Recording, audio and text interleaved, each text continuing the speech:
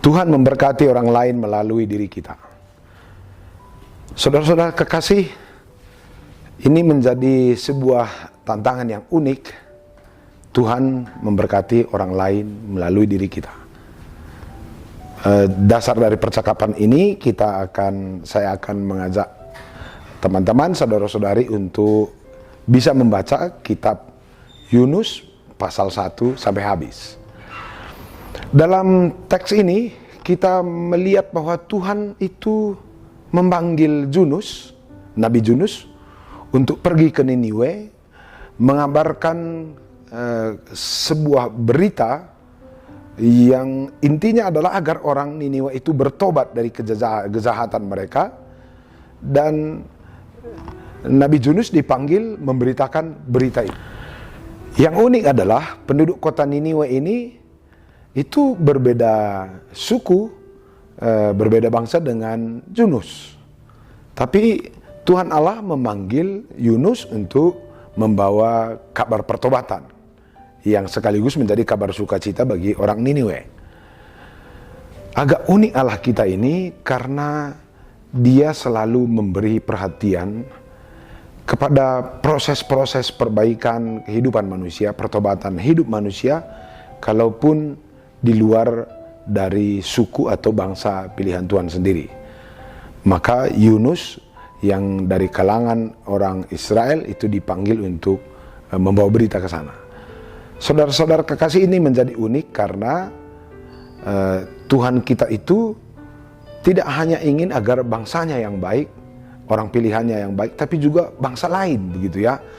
Dan kita yang dipanggil sebagai bangsa anak-anak Tuhan itu dilibatkan oleh Tuhan untuk membawa kebaikan bagi bangsa lain. Itu uniknya Allah kita. Jadi ini seharusnya menjadi karakter juga bagi kita kalau kita menyadari bahwa kita adalah manusia yang dicipta segambar dengan Allah, keluarga besar Allah, anak-anak Allah. Berarti Tuhan juga menginginkan kita tidak hanya diri kita, bangsa kita yang menjadi sejahtera atau mengalami perbaikan-perbaikan di masa depan, tapi juga yang lain, begitu. Lalu hal kedua yang perlu kita catat dalam hal ini adalah ketika Nabi Yunus dipanggil untuk berangkat ke Niniwe, dia secara diam-diam pergi ke tempat lain, ke Tarsis. Dia mengelak dari tugas panggilan itu. Dan serentetan kesulitan, malapetaka, dan pergumulan terjadi dalam diri Yunus.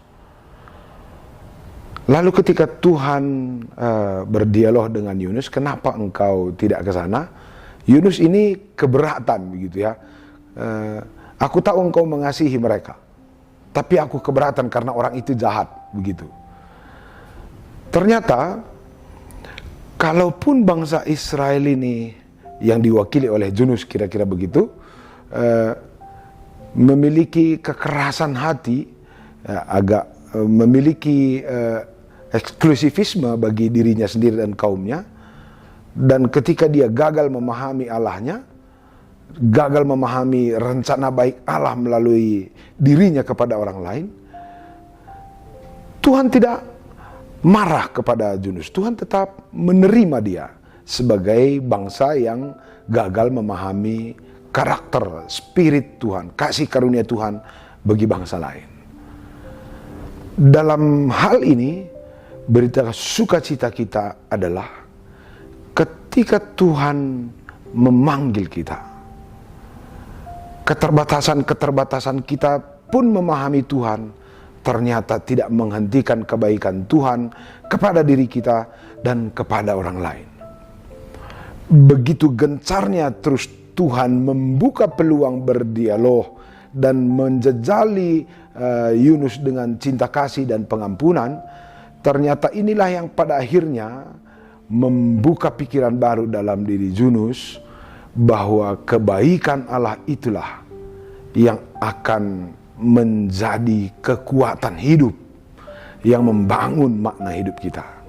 Keterpilihan kita sebagai anak Tuhan bukan sebagai sesuatu yang kita syukuri tanpa misi. Keterpilihan kita sebagai anak Tuhan bukan hanya sesuatu yang kita syukuri hanya untuk diri kita sendiri. Di sana ada pesan yang luar biasa.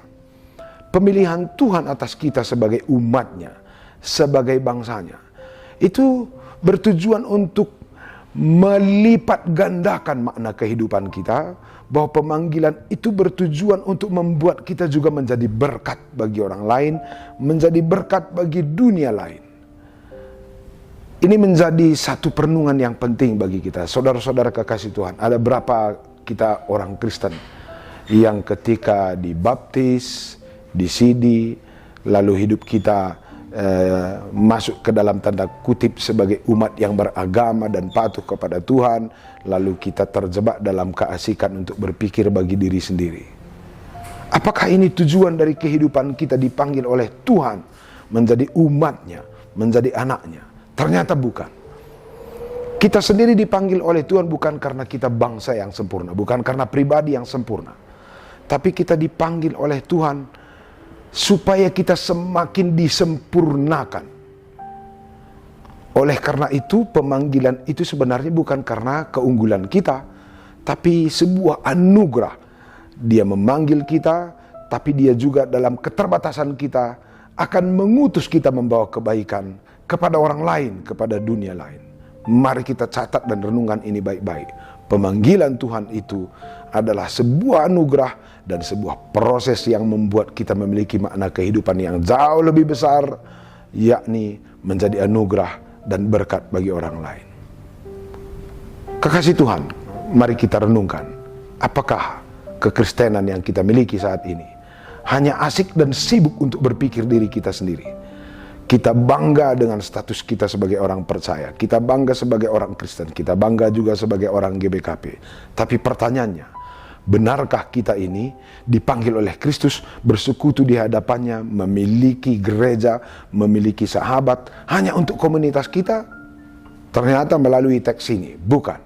Kita akan disempurnakan terus sebagai orang Kristen yang jati diri kita menjadi berkat bagi dunia, bagi orang lain di luar gereja, di luar suku kita, bahkan di luar bangsa kita.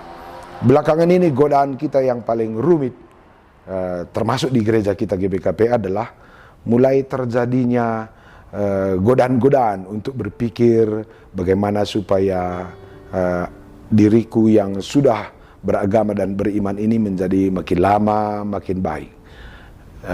PJJ ku, perpulunganku makin lama makin keren dan lebih keren dari orang lain. Runggunku menjadi lebih oke dalam program, dalam status kami. Gerejaku menjadi lebih oke dari gereja dominasi lain. Tapi kalau melalui teks ini, ternyata bukan itu tujuan kita dipanggil menjadi orang Kristen. GBKP mungkin sudah baik dalam persekutuan. Gereja kita, runggun kita, klasis kita mungkin sudah banyak sekali peningkatan di dalam berpikir untuk mengembangkan gereja kita, baik secara runggun dan klasis. Tapi ternyata teks ini menantang kita, jati diri kita, bukan berpikir untuk diri kita sendiri, tapi berpikir untuk kebaikan yang jauh lebih luas. Renungan ini mengajak kita sebagai pengurus PJJ, kita juga berpikir untuk kebaikan PJJ yang lain. Sebagai runggun, mungkin runggun kita sudah lebih keren dari runggun yang lain, tapi kita juga dipanggil untuk menjadi berkat bagi runggun yang lain. Mungkin klasis kita sudah cukup oke, mapan, bisa membiayai kehidupan operasional, pendanaan-pendanaan di klasis kita. Tapi teks ini mengajak kita juga supaya berpikir bagaimana diri kita, perpulungan kita, runggun kita, klasis kita, bahkan sinode kita menjadi anugerah dan menjadi berkat bagi gereja lain. Itulah karakter Allah kita, yang Dia adalah Raja atas segala raja, Tuhan yang maha besar, tapi memberikan kesegambarannya, martabatnya bagi kita, agar kita juga menjadi pribadi yang sama seperti Kristus menjadi berkat bagi orang lain.